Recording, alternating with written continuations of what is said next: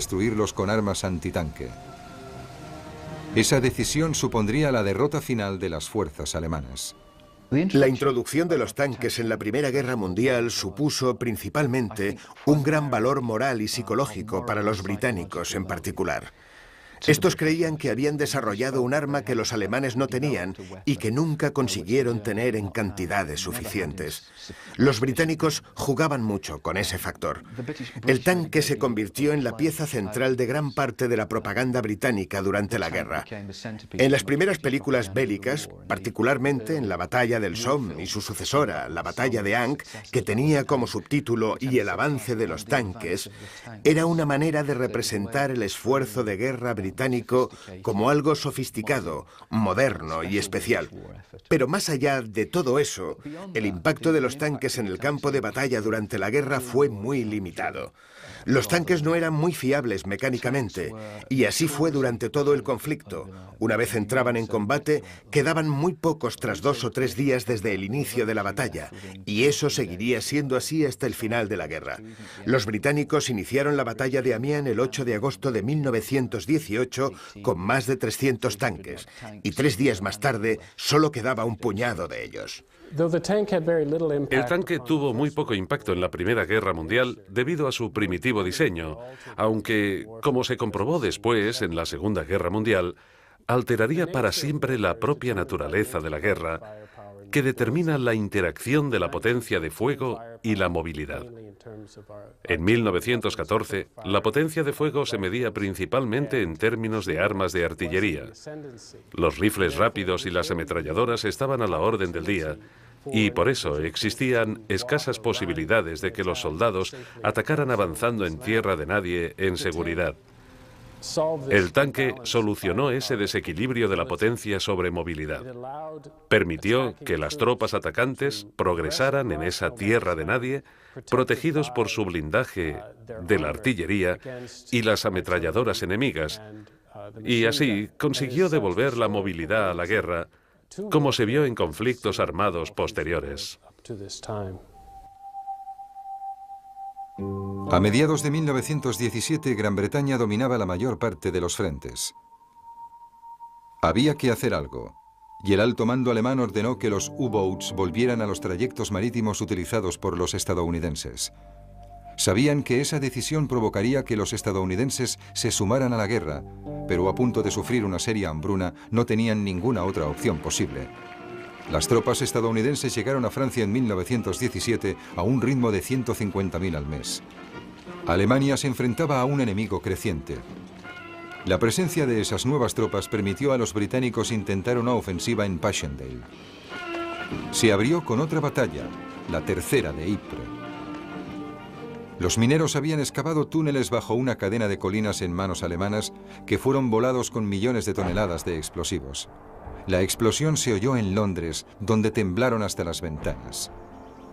Para los ingleses fue fácil conquistar las colinas, pero las cosas no salieron bien.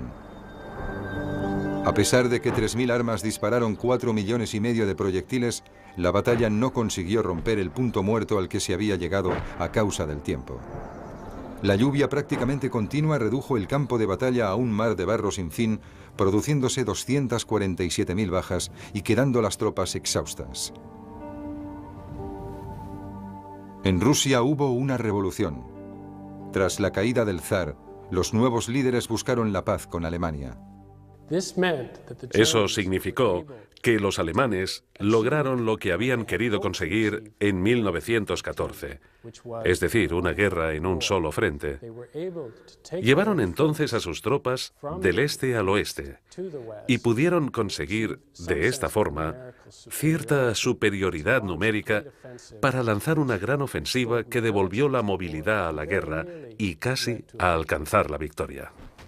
Los alemanes entraron en las trincheras y aplastaron a las fuerzas británicas y francesas, deshaciéndose de los aliados antes de que ganaran experiencia y consiguieran vencer.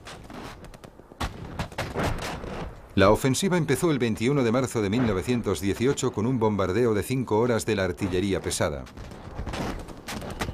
Ahora ya no se dirigía contra las tropas en las trincheras. Los objetivos pasaron a ser las armas aliadas.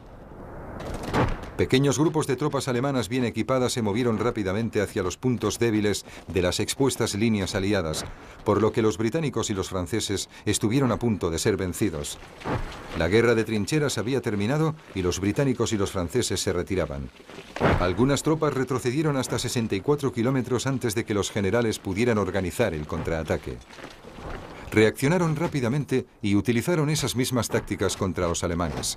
El factor adicional en favor de los aliados eran los nuevos tanques, cruciales para darle la vuelta a la situación creada por Alemania. Pronto serían los alemanes los que se retiraran y para sus comandantes era evidente que su audaz maniobra había fracasado. Veían la derrota ante ellos. Salvo que aceptaran esa realidad de forma inmediata, serían vencidos y destruidos totalmente. Solo si lograban negociar un tratado mientras sus tropas siguieran en Francia, tenían todavía alguna esperanza. En noviembre de 1918, con el invierno cerca y la amenaza de la hambruna cerniéndose sobre Alemania, el Kaiser sopesó la situación y finalmente abandonó el poder. El nuevo gobierno hizo los preparativos para firmar un tratado de paz y la Primera Guerra Mundial concluyó. Creo que en ninguna guerra posterior, particularmente en las sociedades occidentales, se ven comandantes tan poco preocupados por las vidas de sus hombres como en la Primera Guerra Mundial. Este cambio de actitud se debe en parte a la enorme cantidad de bajas y a la Revolución Rusa, que infundió mucho miedo en las potencias capitalistas de Occidente. Así que, posteriormente, cuando había una guerra que librar, se emprendía con un cierto miedo o incertidumbre sobre el efecto que tendría la muerte de grandes cantidades de hombres de clase obrera para la estabilidad política del país. De los demás efectos se siguen notando hoy en día. Muchos de los avances sociales, científicos y tecnológicos del siglo XX pueden rastrearse en la Primera Guerra Mundial, como las transfusiones de sangre, el transporte aéreo, el sufragio femenino y muchas otras cosas surgieron de los 4 años de sangre y barro de los campos de Flandes. En la literatura histórica británica, en particular durante los últimos 30 años, la tendencia ha sido enfatizar algunos de los resultados económicos y sociales positivos de la Primera Guerra Mundial, como el sufragio femenino o algunos logros económicos positivos en la organización y eficacia de la industria británica. Pero siempre se ha visto la guerra como un conflicto dirigido de un modo incompetente por generales incapacitados, los leones dirigidos por burros, y sus resultados políticos como esencialmente inútiles. Solo durante los últimos años esta imagen de la guerra ha ido cambiando, y en especial el historiador neozelandés Trevor Wilson se ha mostrado firme en su opinión de que esta fue una guerra que se libró por importantes resultados políticos. Una guerra que fue eficazmente dirigida por los aliados, particularmente por los británicos, pero en la que los resultados sociales y económicos directamente atribuibles a la guerra son muy difíciles de sostener. Es fácil hallar resultados, particularmente en el campo de la tecnología, que se aceleraran por la guerra. Un ejemplo clásico es el desarrollo del fuselaje y los motores de los aviones, en el que hubo un aumento rápido y muy importante en la comprensión tecnológica durante un periodo de tiempo muy breve. Pero los vuelos con motor ya habían surgido antes de la guerra, y no creo que nadie piense que no habría aviones que cruzaran el Atlántico si no fuera por la Primera Guerra Mundial. Hay muchos otros ejemplos de este tipo en los que es muy difícil calcular el impacto de la Primera Guerra Mundial. En algunos casos, animó al cambio social y económico, quizá más rápidamente de lo que habría cambiado de otro modo. Y al mismo tiempo, también puede decirse que en algunos aspectos quizá también retrasó el cambio más de lo que se habría retrasado de otro modo. Pero encontrar resultados sociales y económicos que no hubiesen tenido lugar de no haberse producido la Primera Guerra Mundial, creo que es muy difícil. Yo creo que los logros políticos de la guerra fueron los más importantes. No hay que olvidar que la Primera Guerra Mundial destruyó el concepto de autocracia y aristocracia, especialmente en el centro de Europa. Eso fue un veredicto histórico, inapelable y el verdadero final de una época.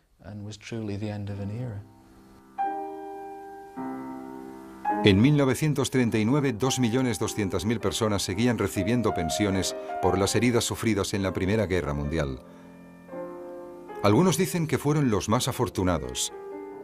Durante la Primera Guerra Mundial murieron más de 9 millones de personas.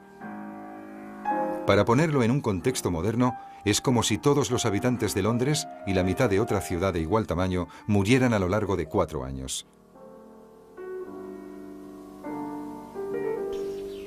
Había sido una experiencia atroz para los que se habían visto involucrados. Había cambiado para siempre la actitud de la gente hacia la guerra. En ningún sitio se ve tan claro como en la obra de los poetas de guerra. En 1914 se trataba de unos versos gloriosos. John McCrae, en su poema En los campos de Flandes, escribió: En los campos de Flandes, las amapolas se mecen, entre las cruces hilera tras hilera que marcan nuestro lugar. Y en el cielo la alondra, aún cantando con fuerza, vuela sin que nadie la oiga, aquí entre los cañones. Somos los muertos. Hace escasos días vimos el amanecer, vimos el resplandor de la puesta de sol, amamos y fuimos amados. Y ahora yacemos en los campos de Flandes. Así fue nuestra lucha con el enemigo. De nuestras inertes manos os pasamos la antorcha. Es tarea vuestra mantenerla bien alta. Si nos traicionáis, a nosotros que perdimos la vida, nunca descansaremos, aunque las amapolas crezcan en los campos de Flandes. Pero ese primer sentimiento desaparecería bajo el peso de la terrible realidad. El soldado que iba buscando la satisfacción heroica encontraba una muerte rápida y falta de gloria. Los poetas posteriores lo reflejaron, como es el caso de Wilfred Owen en su obra Dulce et decorum est pro patria mori. ¡Gas! ¡Gas! Rápido, chicos. Un éxtasis de desconcierto poniéndonos los rudos cascos justo a tiempo. Pero alguien seguía gritando y tropezando, retorciéndose como un hombre en llamas o en la cal viva. Borroso, tras los empañados cristales y la tenue luz verde, como en un mar verde le vi ahogarse. En todos mis sueños, ante mi mirada impotente, se desploma, agonizando, asfixiándose, ahogándose. Si como en un sueño asfixiante también pudieras ir tras el carro al que lo arrojamos y ver esos ojos blancos retorciéndose en su cara que le colgaban como un demonio pecador. Si pudieras oír a cada tumbo el gorgoteo de la sangre saliendo de sus pulmones llenos de espuma, repugnante como el cáncer, amargo como el pus, de horrorosas, incurables llagas en lenguas inocentes, amigo mío. No contarías con tanto entusiasmo a los ardientes jóvenes sedientos de gloria la vieja mentira. Dulce et decorum est pro patria mori.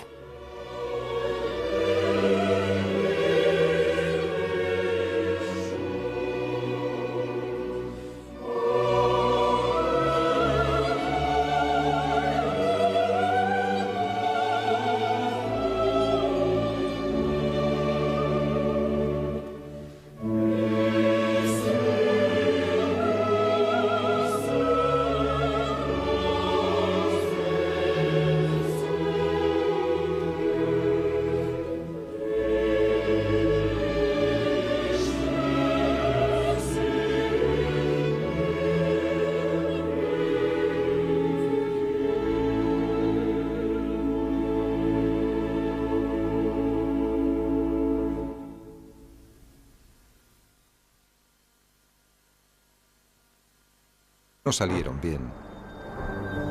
A pesar de que 3.000 armas dispararon 4,5 millones de proyectiles, la batalla no consiguió romper el punto muerto al que se había llegado a causa del tiempo. La lluvia prácticamente continua redujo el campo de batalla a un mar de barro sin fin, produciéndose 247.000 bajas y quedando las tropas exhaustas.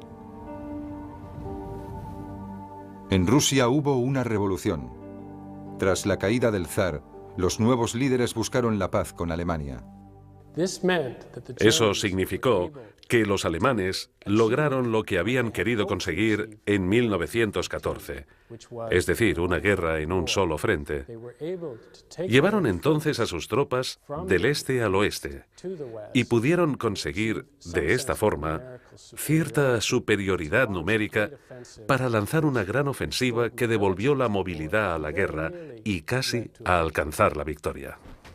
Los alemanes entraron en las trincheras y aplastaron a las fuerzas británicas y francesas, deshaciéndose de los aliados antes de que ganaran experiencia y consiguieran vencer.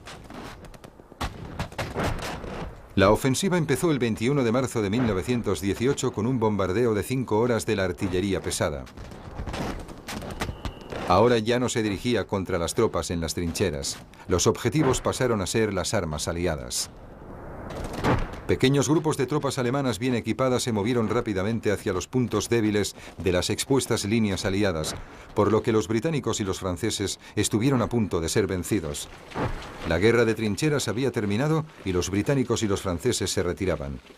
Algunas tropas retrocedieron hasta 64 kilómetros antes de que los generales pudieran organizar el contraataque. Reaccionaron rápidamente y utilizaron esas mismas tácticas contra los alemanes. El factor adicional en favor de los aliados eran los nuevos tanques, cruciales para darle la vuelta a la situación creada por Alemania. Pronto serían los alemanes los que se retiraran y para sus comandantes era evidente que su audaz maniobra había fracasado. Veían la derrota ante ellos. Salvo que aceptaran esa realidad de forma inmediata, serían vencidos y destruidos totalmente. Solo si lograban negociar un tratado mientras sus tropas siguieran en Francia, tenían todavía alguna esperanza. En noviembre de 1918, con el invierno cerca y la amenaza de la hambruna cerniéndose sobre Alemania, el Kaiser sopesó la situación y finalmente abandonó el poder. El nuevo gobierno hizo los preparativos para firmar un tratado de paz y la Primera Guerra Mundial concluyó. Creo que en ninguna guerra posterior, particularmente en las sociedades occidentales, se ven comandantes tan poco preocupados por las vidas de sus hombres como en la Primera Guerra Mundial. La gente hacia la guerra. En ningún sitio se ve tan claro como en la obra de los poetas de guerra. En 1914 se trataba de unos versos gloriosos. John McCrae, en su poema En los campos de Flandes, escribió: En los campos de Flandes, las amapolas se mecen, entre las cruces hilera tras hilera que marcan nuestro lugar. Y en el cielo la alondra, aún cantando con fuerza, vuela sin que nadie la oiga, aquí entre los cañones. Somos los muertos. Hace escasos días vimos el amanecer, vimos el resplandor de la puesta de sol, amamos y fuimos amados. Y ahora yacemos en los campos de Flandes. Así fue nuestra lucha con el enemigo. De nuestras inertes manos os pasamos la antorcha. Es tarea vuestra mantenerla bien alta. Si nos traicionáis, a nosotros que perdimos la vida, nunca descansaremos, aunque las amapolas crezcan en los campos de Flandes. Pero ese primer sentimiento desaparecería bajo el peso de la terrible realidad. El soldado que iba buscando la satisfacción heroica encontraba una muerte rápida y falta de gloria. Los poetas posteriores lo reflejaron, como es el caso de Wilfred Owen en su obra Dulce et decorum est pro patria mori. ¡Gas! ¡Gas! Rápido, chicos. Un éxtasis de desconcierto poniéndonos los rudos cascos justo a tiempo. Pero alguien seguía gritando y tropezando, retorciéndose como un hombre en llamas o en la cal viva. Borroso, tras los empañados cristales y la tenue luz verde, como en un mar verde, le vi ahogarse. En todos mis sueños, ante mi mirada impotente, se desploma, agonizando, asfixiándose, ahogándose. Si como en un sueño asfixiante, también pudieras ir tras el carro al que lo arrojamos y ver esos ojos blancos retorciéndose en su cara que le colgaban como un demonio pecador. Si pudieras oír a cada tumbo el gorgoteo de la sangre saliendo de sus pulmones llenos de espuma, repugnante como el cáncer, amargo como el pus, de horrorosas, incurables llagas en lenguas inocentes, amigo mío. No contarías con tanto entusiasmo a los ardientes jóvenes sedientos de gloria la vieja mentira. Dulce et decorum est pro patria mori.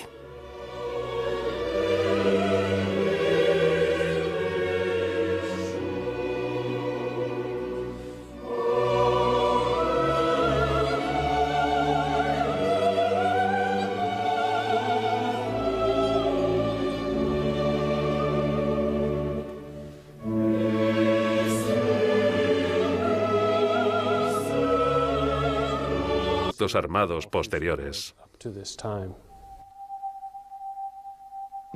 A mediados de 1917, Gran Bretaña dominaba la mayor parte de los frentes.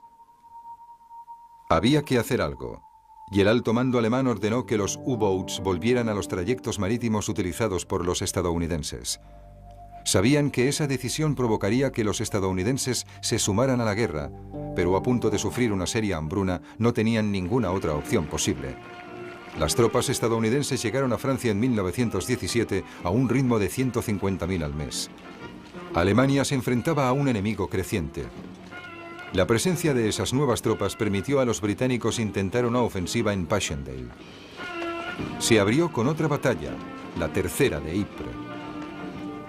Los mineros habían excavado túneles bajo una cadena de colinas en manos alemanas que fueron volados con millones de toneladas de explosivos.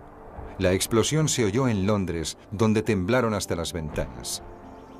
Para los ingleses fue fácil conquistar las colinas, pero las cosas no salieron bien. A pesar de que 3.000 armas dispararon 4,5 millones de proyectiles, la batalla no consiguió romper el punto muerto al que se había llegado a causa del tiempo. La lluvia prácticamente continua redujo el campo de batalla a un mar de barro sin fin, produciéndose 247.000 bajas y quedando las tropas exhaustas. En Rusia hubo una revolución. Tras la caída del zar, los nuevos líderes buscaron la paz con Alemania. Eso significó que los alemanes lograron lo que habían querido conseguir en 1914, es decir, una guerra en un solo frente. Llevaron entonces a sus tropas del este al oeste y pudieron conseguir, de esta forma, cierta superioridad numérica para lanzar una gran ofensiva que devolvió la movilidad a la guerra y casi a alcanzar la victoria. Los alemanes entraron en las trincheras y aplastaron a las fuerzas británicas y francesas, deshaciéndose de los aliados antes de que ganaran experiencia y consiguieran vencer.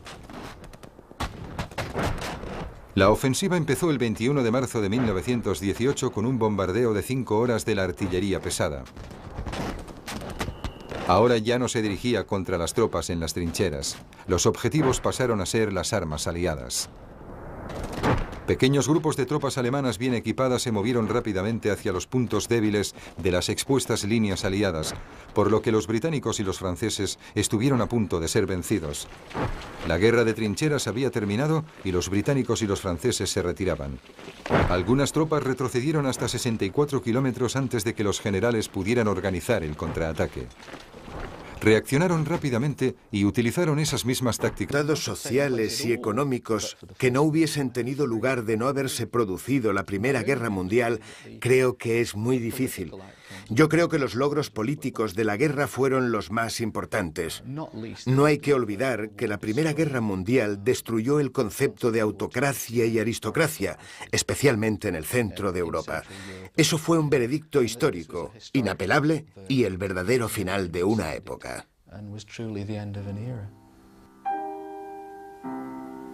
En 1939, 2.200.000 personas seguían recibiendo pensiones por las heridas sufridas en la Primera Guerra Mundial. Algunos dicen que fueron los más afortunados. Durante la Primera Guerra Mundial murieron más de 9 millones de personas. Para ponerlo en un contexto moderno, es como si todos los habitantes de Londres y la mitad de otra ciudad de igual tamaño murieran a lo largo de 4 años. Había sido una experiencia atroz para los que se habían visto involucrados. Había cambiado para siempre la actitud de la gente hacia la guerra. En ningún sitio se ve tan claro como en la obra de los poetas de guerra. En 1914 se trataba de unos versos gloriosos. John McCrae, en su poema En los campos de Flandes, escribió: En los campos de Flandes, las amapolas se mecen entre las cruces hilera tras hilera que marcan nuestro lugar. Y en el cielo la alondra, aún cantando con fuerza, vuela sin que nadie la oiga, aquí entre los cañones. Somos los muertos. Hace escasos días vimos el amanecer, vimos el resplandor de la puesta de sol, amamos y fuimos amados. Y ahora yacemos en los campos de Flandes. Así fue nuestra lucha con el enemigo. De nuestras inertes manos os pasamos la antorcha. Es tarea vuestra mantenerla bien alta. Si nos traicionáis, a nosotros que perdimos la vida, nunca descansaremos, aunque las amapolas crezcan en los campos de Flandes. Pero ese primer sentimiento desaparecería bajo el peso de la terrible realidad. El soldado que iba buscando la satisfacción heroica encontraba una muerte rápida y falta de gloria. Los poetas posteriores lo reflejaron, como es el caso de Wilfred Owen en su obra Dulce et decorum est pro patria mori. ¡Gas! ¡Gas! Rápido, chicos. Un éxtasis de desconcierto poniéndonos los rudos cascos justo a tiempo. Pero alguien seguía gritando y tropezando, retorciéndose como un hombre en llamas o en la cal viva. Borroso, tras los empañados cristales y la tenue luz verde, como en un mar verde le vi ahogarse. En todos mis sueños, ante mi mirada impotente, se desploma, agonizando, asfixiándose, ahogándose.